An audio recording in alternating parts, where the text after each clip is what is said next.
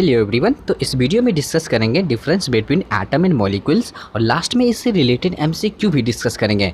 तो पहले हम ये एक फिगर से मैं आपको डिटेल समझाना चाहूँगा। देखिए, जैसे अगर मैं बोलूँ कि ये हाइड्रोजन का एलिमेंट है, ये हाइड्रोजन एलिमेंट का ये फिगर है। तो अगर हाइड्रोजन एलिमेंट है तो इसके अंदर बहुत छोटे छोटे छोटे छोटे हाइड्रोजन का एटम होगा। अगर मैं छोटे छोटे दो एटम की बात करूँ, जैसे ये दो एटम है, हाइड्रोजन का दो एटम है। अगर ये दो एटम है तो ये हाइड्रोजन का एटम है, ये हाइड्रोजन का एटम है। लेकिन अगर ये दो हाइड्रोजन का एटम, ये भी हाइड्रोजन एटम, अगर ये कंबाइंड हो जाएगा तो ये जो कंबाइंड हो गया ये मॉलिक्यूल्स हो गया हाइड्रोजन का। तो अब आप बताइए कि इस मॉलिक्यूल्स और एटम के स्ट्रक्चर में ये आपका मॉलिक्यूल्स फॉर्म हुआ, बट ये जो है एक आपकी बात करूं, अगर इस वाले की बात करूं तो ये एटॉमिक फॉर्म हुआ। तो बड़ा उनमें से कौन हुआ? एटम छोटा हुआ, मॉलिक्यूल्स बड़ा हुआ, क्योंकि एटम दो एटम मिलकर के मॉलिक्यूल्स बना है। तो मतलब ये हुआ कि एटम भी स्मॉलेस्ट है, मॉलिक्यूल्स भी स्मॉलेस्ट है। क्योंकि आप गौर से देखिए कि इस हाइड्रोजन एलिमेंट में तो एटम जो है, हाइड्रोजन का एटम भी उतना ही छोटा है और मॉलिक्यूल्स भी तो इतना ही छोटा है ना। लेकिन सबसे छोटा एटम होगा, ये बात आपको ध्यान रखना है। लेकिन एलिमेंट या कंपाउंड के कंपैरिजन करें तो दोनों ही स्मॉलेस्ट है, ये बात आपको ध्यान रखना है। अब यहाँ पे देखिए, फर्स्ट यहाँ पे बोल रहा है कि जैसे atom is the smallest particle of an element. जैसे मैंने अभी आपको बताया एटम जो है स्मॉलेस्ट पार्टिकल है एलिमेंट का। मॉलिक्यूल्स के बारे में देखिए, molecules is the smallest particle, ये भी स्मॉलेस्ट पार्टिकल ही है, बट एटम से थोड़ा बड़ा है। क्योंकि एटम और एटम मिल करके मॉलिक्यूल्स बनते हैं, तो जाहिर सी बात है कि एटम तो छोटा होगा मॉलिक्यूल से, या ये बोलें कि एटम से थोड़ा बड़ा होगा मॉलिक्यूल्स। ये चीज़ें आपको समझ में आ गया। अब यहाँ पे बोल रहा है कि ये स्मॉलेस्ट पार्टिकल है, किसका? एलिमेंट का भी हो सकता, कंपाउंड का भी हो सकता है।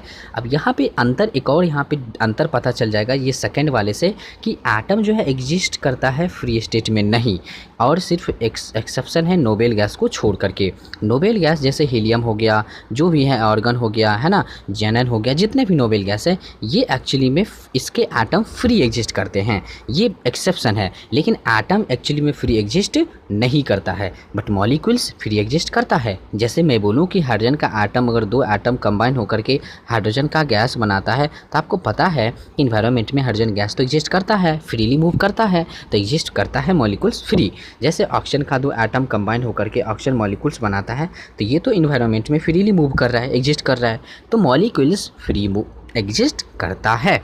ये चीज़ समझ में आ गया। थर्ड देखिए, ये बोल रहा है except some noble gas other atoms are highly reactive. मतलब कि नोबेल गैस जैसे हीलियम हो गया, तो इसके एटम जो है अनरिएक्टिव होते हैं, इसीलिए तो ये नोबेल गैस कहलाता, क्योंकि ये अनरिएक्टिव है, किसी से रिएक्ट ही नहीं करता है, इसलिए इसका एटम भी किसी से रिएक्ट नहीं करेगा। लेकिन नोबेल गैस को छोड़ करके जितने भी एलिमेंट का जो एटम होगा या कंपाउंड का जो एटम होगा वो रिएक्टिव होता है, ये बात आपको ध्यान रखना है। लेकिन मॉलिक्यूल्स एटम के कंपैरिजन लेस रिएक्टिव होता है। जैसे हाइड्रोजन मॉलिक्यूल्स हो गया हाइड्रोजन एलिमेंट का, चाहे ऑक्सीजन एलिमेंट का ऑक्सीजन मॉलिक्यूल्स हो गया, तो ये सभी मॉलिक्यूल्स जो होते हैं ये एक्चुअली में लेस रिएक्टिव होते हैं। ये चीज़ें आपको ध्यान देना है।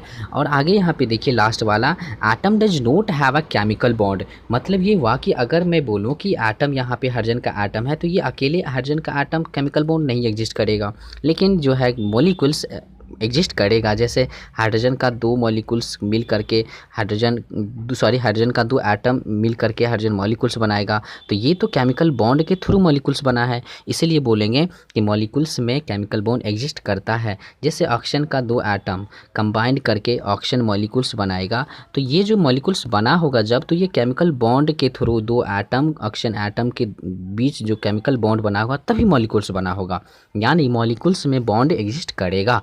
ये चीज़ें समझ में आ गया आपको। अब यहाँ पे कुछ और डिस्कस कर लेते हैं।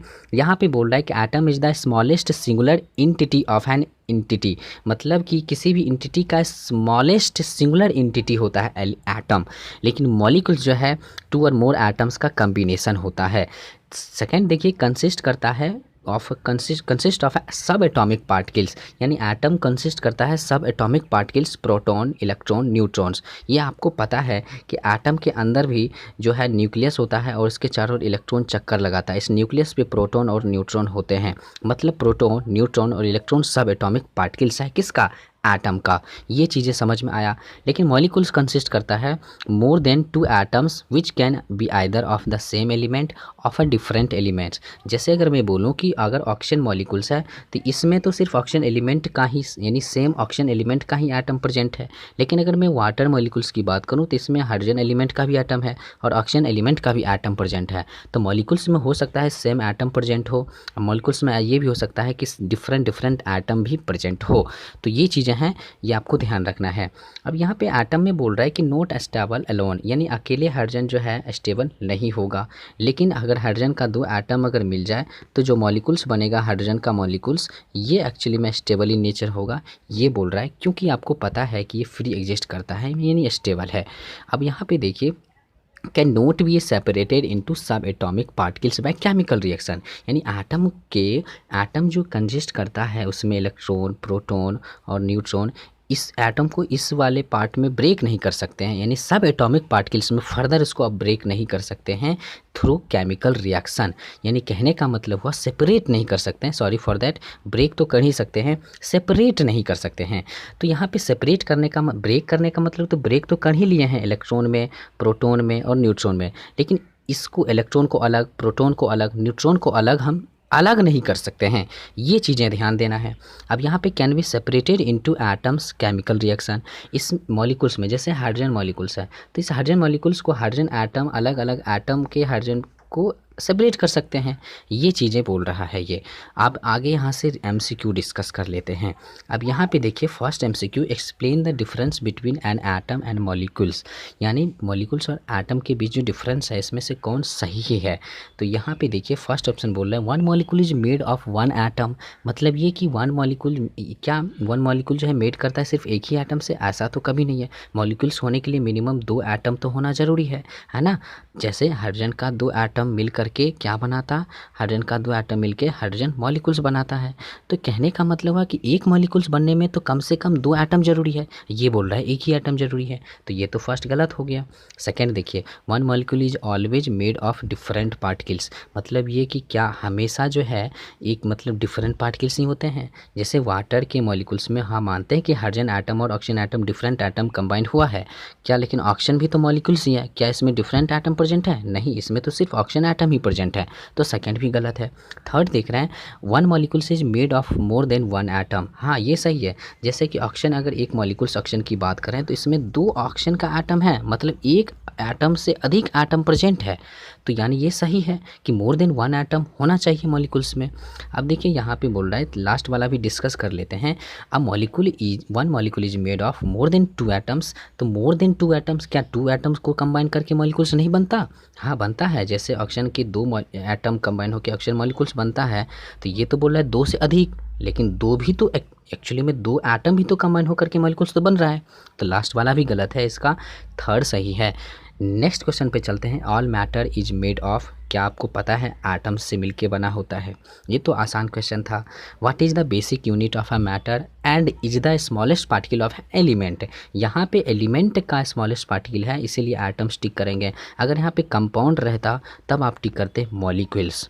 अब यहाँ पे नेक्स्ट क्वेश्चन पे चलते हैं, 2 और more atoms chemically bonded together are called, यानी 2 एटम्स, जैसे ऑक्सीजन का 2 एटम कंबाइन करके ऑक्सीजन मॉलिक्यूल्स बनाएगा तो ये केमिकली बॉन्ड होकर मॉलिक्यूल्स बनेगा, तो ये क्या कहलाएगा? ये मॉलिक्यूल्स कहलाएगा ऑक्सीजन का, तो आंसर हो जाएगा यहाँ पे मॉलिक्यूल्स।